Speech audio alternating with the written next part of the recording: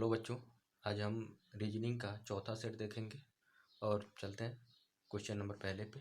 देखो पहला पे क्या लिखा है, 12 रेशियो 68 और फिर प्रोपोर्शन लगा दिया, फिर 21 रेशियो या समथिंग, मतलब यहाँ पे कुछ होगा।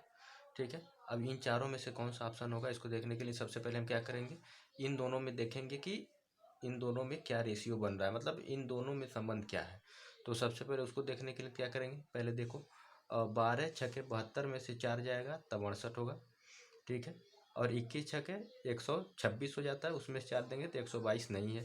ठीक है, इसी से वो करके बनाना पड़ता है। तो और देखते हैं काट के क्या होता है कि अगर हम इन दोनों को 4 से भाग दे दें, देखो 4 से भाग दे दें तो यहाँ पे 4 तियाँ 12 आ जाएगा, 4 तियाँ 12 और 4 से इसको भाग दे दें तो 17 आ जाएगा, यानी 3 रेशियो 17 हो जाएगा। ठीक है, अब यहाँ पे देखो क्या करेंगे, यहाँ पे 3 लाने के लिए सबसे पहले किससे भाग देना पड़ेगा, 7 से भाग देना पड़ेगा।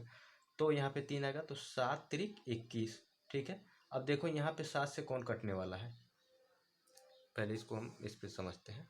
देखो 21 है, ठीक है, और यहाँ पे बनाना है, तो अगर हम 7 से भाग देंगे तो 7 त्रिक 21 होगा। ठीक है, अगर अगर हम अब हमें यहाँ पे 17 लाना है, ठीक है, तो 17 सत्ते 119, यानी यहाँ पे कौन सा होगा, 119 होगा।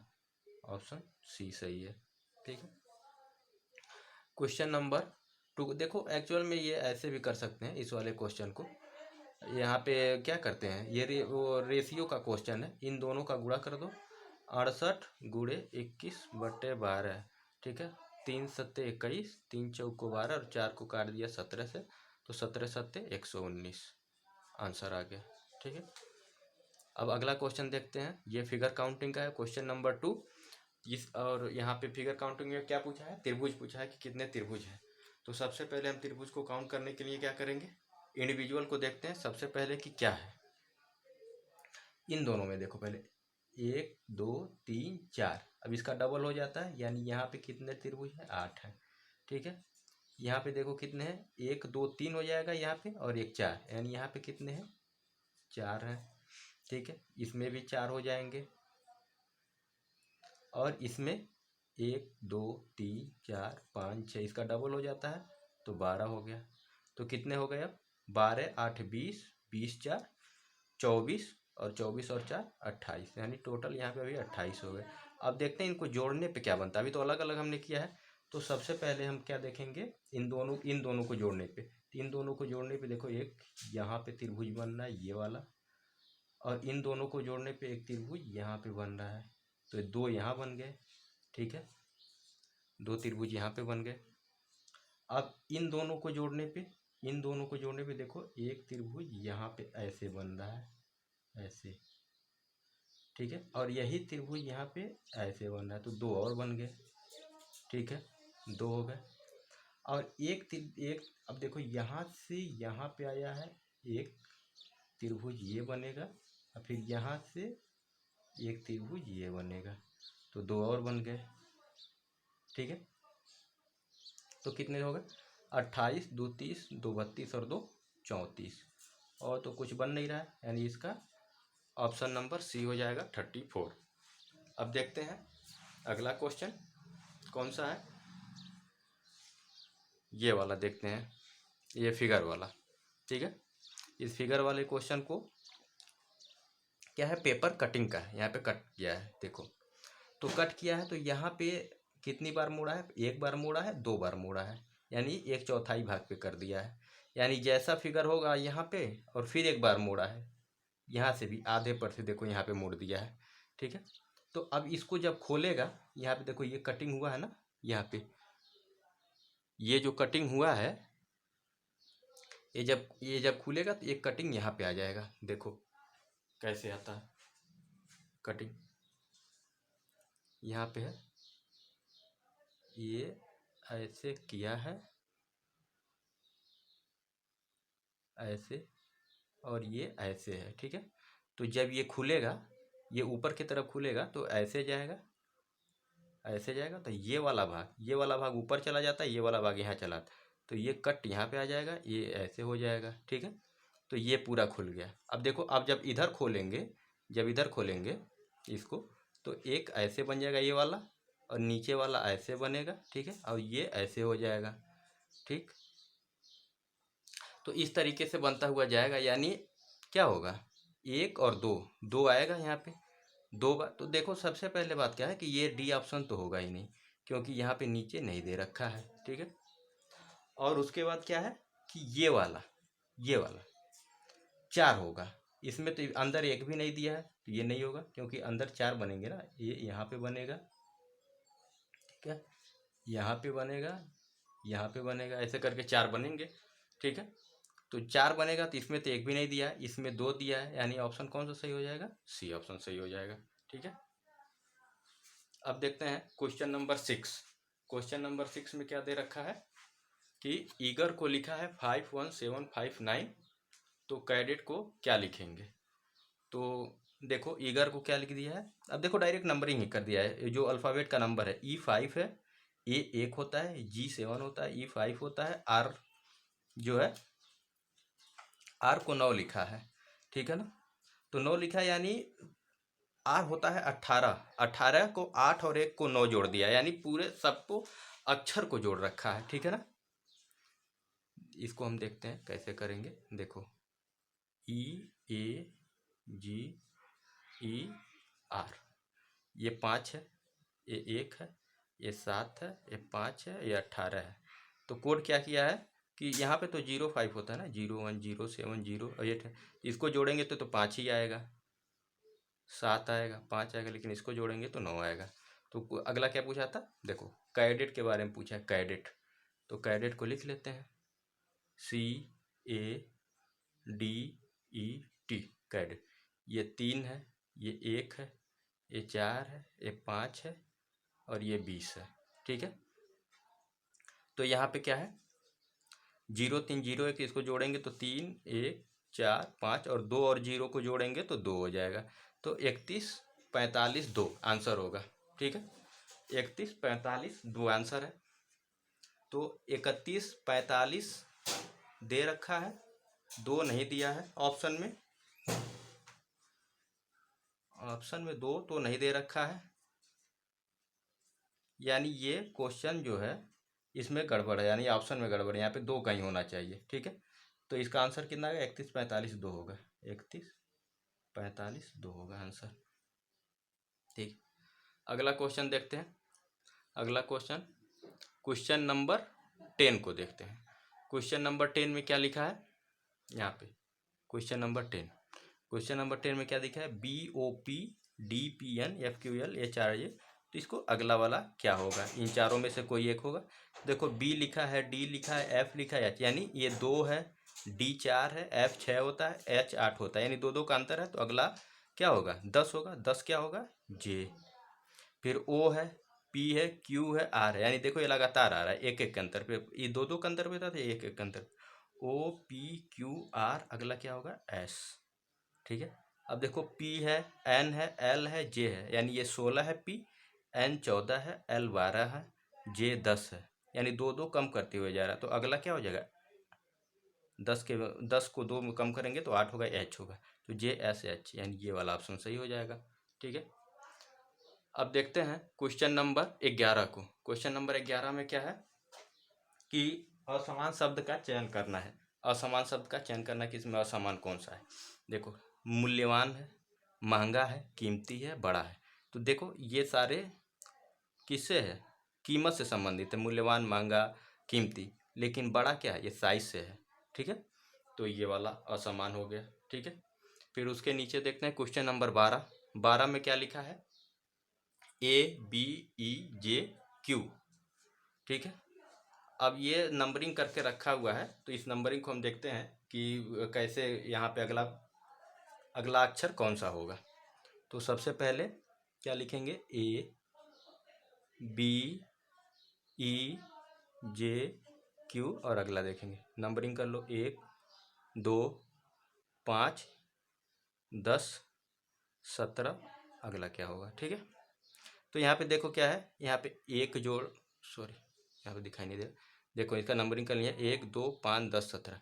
यहाँ पे 1 है अंतर, यहाँ पे 3 का अंतर है, यहाँ पे 5 का अंतर है, यहाँ पे 7 का अंतर है। देखो 2 2 जा रहा है ना, तो यहाँ 9 का अंतर होगा। तो 17 और 9 हो जाएगा 26। ठीक है, 26 किसको लिखते हैं? जेड को, यानी अगला क्या होगा? जेड होगा। यहाँ पे है जेड। ठीक है, इतना क्वेश्चन हो गया। अब चलिए बढ़ते हैं आगे। तो अब आगे देखते हैं क्वेश्चन नंबर 3 को। देखो क्वेश्चन नंबर 3 सिलोगिज्म न्याय निगमन का है।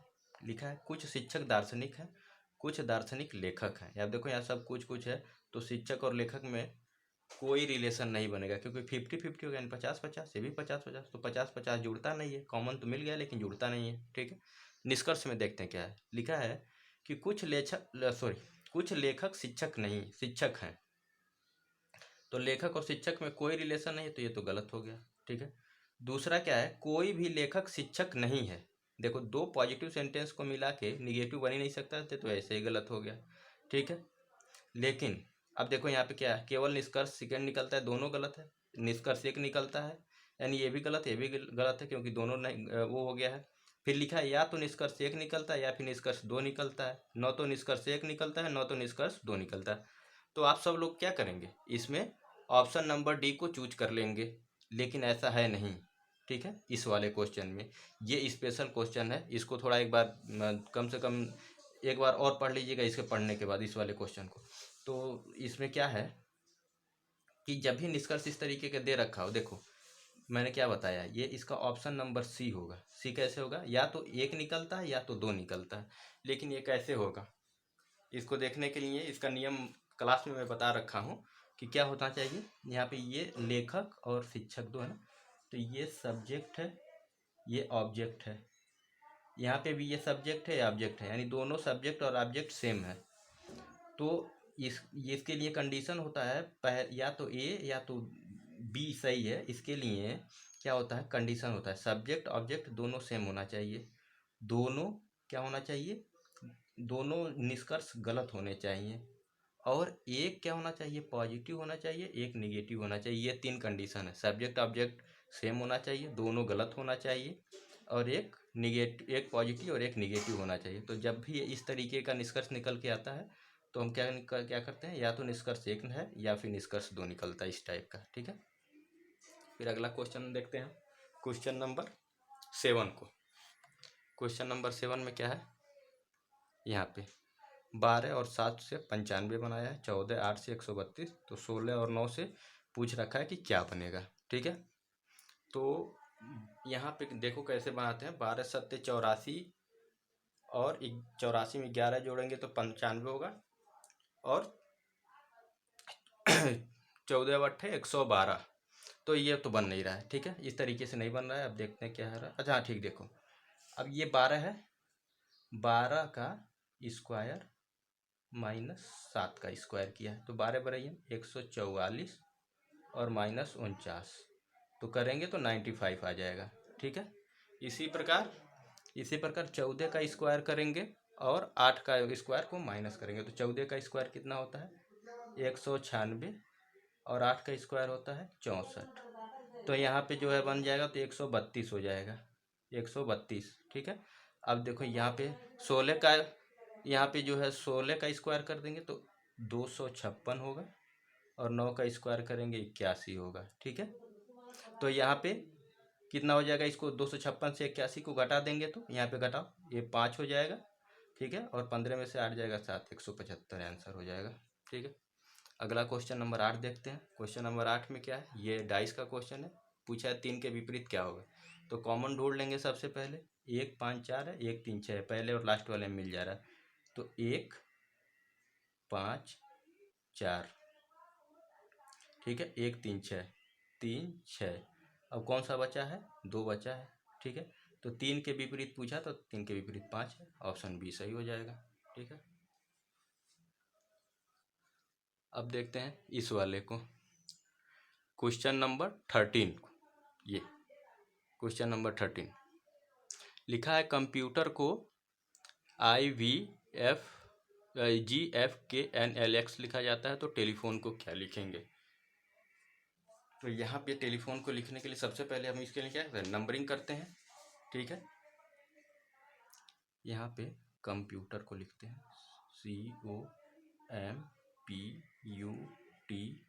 COMPUTER, computer. क्या लिखा है, IVGFKNLX।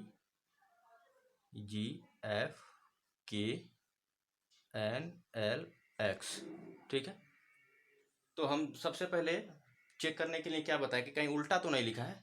ठीक है, उल्टा और अपोजिट लेटर, दो चीज़ें। उल्टा का मतलब रिवर्स ऑर्डर में लिखना होता है, यानी कभी कभी ये क्या होता है, ये कंप्यूटर है ना, तो इसी को उल्टा करके लिख देता है RETU, इस तरीके से। और ये हो गया रिवर्स। और अपोजिट क्या होता है, अपोजिट होता है जैसे R है, R का अपोजिट I हो जाएगा। ठीक है, E का अपोजिट V हो जाएगा। तो देखो यहाँ पे C का अपोजिट X, तो यहाँ पे देखो C का अपोजिट X है, O का अपोजिट L है। ठीक है, M का अपोजिट N है, P का अपोजिट K है, T का जो है सॉरी U का F है, T का G है, E का V है, R का I है। तो सेम काम हम यहाँ पे भी करेंगे कि अपोजिट लिखना है लेकिन उल्टा लिखना है। ठीक है, रिवर्स टेलीफोन के लिए। तो टेलीफोन का अपोजिट क्या होगा, देखो टी का क्या हो जाता है, सबसे लास्ट से लिखते आएंगे। टी का अपोजिट हो जाएगा जी। ठीक है, ई का अपोजिट हो जाएगा वी, फिर एल का अपोजिट हो जाएगा ओ। तो देखो ओ वी जी कहाँ है, देखो ओ वी जी तो सब में है। फिर आगे देखते हैं, ओ का अपोजिट वो हो जाएगा। ठीक है, एच का अपोजिट हो जाएगा एस। कहाँ चले गए यार, एक मिनट देखो, उल्टा लिख दिया है ना, आई का ये सॉरी यहाँ पे टी का अपोजिट जी है, ई का अपोजिट वी है, एल का अपोजिट ओ है, फिर ई का अपोजिट वी है, यहाँ वी होगा। ई का अपोजिट वी है और पी का अपोजिट के है, फिर एच का अपोजिट एस है। देखो कहाँ है अंतिम से, GBOV, GBOV। अब इसके यहाँ पे दो है, GBOVKS, GBOVKBS, यानी अभी तक यानी लास्ट तक जाना पड़ेगा हमें। ठीक है, तो यहाँ पे कहाँ तक, एच तक गए थे। ओ का अपोजिट एल हो जाएगा, तो एल हो जाएगा। एन का अपोजिट एम हो जाएगा, एम हो जाएगा, यानी यही पहला वाला आंसर हो जाएगा। देखो पहला वाला VM, यानी ये हो जाएगा। ठीक है, अब देखते हैं दूसरा क्वेश्चन नंबर 14। क्वेश्चन नंबर 14 में क्या है, देखो 19, 78, 20 और 25, 144 और 47 लिखा हुआ है, और 16 बीच में बनाना है, यानी बीच वाले को बनाना है। अब देखो जो ये बीच वाला ज़्यादा है, यानी इन दोनों से कुछ करके बनाया होगा। तो इसमें से देखते हैं 20, 19, देखो हाँ ठीक, 20, 19, 39 होगा, दोनों को जोड़ेंगे और 2 का गुणा कर देंगे तो 78 हो जाएगा। यहाँ पे देखो 25 और 47, 47 5, 52, 52 20, 72 हो जाएगा, 72 दूना 144 आ गया। इसी प्रकार 16 और 23, 16 10 26 3 29 होगा, तो 29 का 2 का गुणा करेंगे तो 58 हो जाएगा आंसर। ठीक, अगला क्वेश्चन देखते हैं। जिस तरह चीन का संबंध युआन से है, उसी तरह जापान का संबंध, देखो चीन की मुद्रा क्या है, युआन है, तो उसी तरह जापान की मुद्रा क्या है, येन है। ठीक है, आगे बढ़ते हैं अगले क्वेश्चन पे। चलिए अब अगले क्वेश्चन को देखते हैं। देखिए क्वेश्चन नंबर 4 को देखो, यहाँ पे 32 रेशियो 28, 56 रेशियो 49, 104 रेशियो 91 और 64 रेशियो 56। पूछा कि असमान को चयन करना कि इसमें से कौन इनइक्वल है, असमान है। ठीक है, तो सबसे पहले हम क्या देखेंगे, 32 और 28। तो ये क्या है, 4 से कट रहा है। देखो 4 अट्ठे 32, 4 सत्ते 28, यानी 8 रेशियो 7 बन रहा है। फिर ये 56 है और 49, ये 7 से कट रहा है। देखो 7 से 56 8 बार में कट जाएगा और 49 7 बार में कट जाएगा, 8 रेशियो 7। देखो ये भी 8 रेशियो 7 बन गया, ये भी 8 रेशियो 7 बन गया। इसको देखते हैं, 91 है और 104 है। 91 13 से कटता है, हाँ देखो 13 अट्ठे 104 और 13 सत्ते 91, यानी 8 रेशियो 7 ये भी बन गया। इसको देखते हैं करता है क्या, एक केवल 2 से कट रहा है। देखो 32 और 27 बन रहा है रेशियो में। ठीक है, तो यानी ये असमान हो गया है। ठीक है, उस क्वेश्चन नंबर 5 को तो कर ही लिया हम लोगों ने इससे पहले। यहाँ पे देखो ये दर्पण प्रतिबिंब को बनाना है। तो दर्पण प्रतिबिंब बनाने के लिए क्या करेंगे, जो नज़दीक का होता है नज़दीक और दूर का होता है वो दूर चला जाएगा। ये तीर है ऐसे है तो तीर ये ऐसे होगा, तीर ऐसे होगा। ये वाला अंदर की तरफ गया ए, तो ये वाला अंदर की तरफ ऐसे आएगा। ये नीचे की तरफ ऐसे जाएगा, ये बाहर की तरफ जाएगा ऐसे, ठीक है। अब देखो ये वाला कहाँ है, तो ये वाला देखो ये यहाँ पे है। देखो यहाँ पे इसको कलर कर दिया है, कलर तो करना नहीं है क्योंकि ये दोनों बीच बीच में खाली है, तो ये वाला ऑप्शन हो जाएगा सही, ठीक है। अब अगला देखते हैं क्वेश्चन नंबर 17। तो क्वेश्चन नंबर 17 में देखो क्या है, यहाँ पे क्रम में व्यवस्थित करना है कि सबसे क्रम में क्या होगा, ठीक है। तो क्रम में व्यवस्थित करने के लिए सबसे पहले क्या करेंगे, देखो यहाँ पे क्या लिखा है, मिस्र अफ्रीका विश्व ग्रेट पिरामिड गीजा। तो हम क्या करेंगे, विश्व देखेंगे, विश्व पहले आता है। विश्व के अंदर क्या होगा, अफ्रीका आएगा। अफ्रीका में एक देश अफ्रीका महाद्वीप है और उसमें एक देश क्या है, मिस्र। मिस्र मिस्र में एक शहर है, एक जगह है, उसका नाम गीजा है। गीजा, जो गीजा का पिरामिड कहता है उसको, गीजा का पिरामिड, वहाँ पे बहुत सारे पिरामिड है। उस पिरामिड में ग्रेट पिरामिड है जो सबसे बड़ा है, उसको ग्रेट पिरामिड बोलते हैं। यानी ये नंबरिंग हो गया 4 2 1 5 3, ये तो कहीं है नहीं। अच्छा देखो, कभी कभी इसको रिवर्स ऑर्डर में लिखे हैं, यानी हम लोग क्या किए हैं, बड़े से छोटे की तरफ गए ना, तो इसी को ये ध्यान रखना कि कभी कभी छोटे से बड़े की तरफ भी लिखने के लिए बोलता है, तो ये इसका उल्टा हो जाएगा। देखें 3 5 1 2 4 कहाँ पे है, 3 5 1 2 4, यानी ये वाला आंसर सही हो जाएगा डी, ठीक। अब यहाँ पे देखो क्वेश्चन नंबर 18। क्वेश्चन नंबर 18 में निशा और दीपक एक विवाहित युगल है, कपल है, यानी पति पत्नी है, और उनकी एक पुत्री है जिसका नाम तान्या है। तो देखो यहाँ पे निशा निशा है, दीपक है और तान्या है, ये पुत्री है, 3 है। वर्तमान में दीपक निशा से 5 वर्ष बड़ा है और निशा तान्या की आयु से 3 गुना बड़ी है। यानी जो निशा है तान्या से 3 गुना, यानी अपनी बच्ची से 3 गुना बड़ी है। यानी अगर निशा एक्स है, सॉरी तान्या एक्स है, तो निशा 3x हो जाएगी, ठीक है। और क्या कह रहा है, दीपक निशा से 5 वर्ष बड़ा है, यानी ये हो जाएगा 3x + 5 हो जाएगा, ठीक है। अब हम देखते हैं, यदि तान्या की आयु 10 वर्ष है, देखो यहाँ पे x का मान दे दिया है, यदि ये 10 वर्ष की है, 10 वर्ष है, तो उसके पिता की आयु उस समय क्या थी जब उसकी पुत्री का जन्म हुआ था। तो देखो अभी कितना है ये देखना, इसका पिता डी है ना, दीपक। तो अभी देख रहे हैं 10 × 30 और 5 35, यानी यहाँ पे दीपक का एज आ गया 35 और 10 × 30 आ गया निशा, यानी इसकी मम्मी का एज। तो कह रहा है कि जब इसका बेटी का जन्म हुआ, यानी 10 वर्ष की हुई, यानी 10 वर्ष पहले जन्म हुआ है, यानी 10 इसमें से कम कर देंगे, यानी 25 वर्ष। यानी 25 वर्ष की उम्र में इसकी बेटी का जन्म हुआ था, यानी देखो 25 वर्ष की उम्र में यह बाप बन गया है, और कितनों की 25 वर्ष में शादी नहीं हो रही है, ठीक है। आज चलिए आगे देखते हैं क्वेश्चन नंबर, यहाँ पे देखो इसका आंसर ये है। अब क्वेश्चन नंबर 22 को देखते हैं। निम्नलिखित 4 अक्षर समूहों में से 3 अक्षर समूह किसी एक प्रकार से समान है, जो असमान है उसका चयन कीजिए।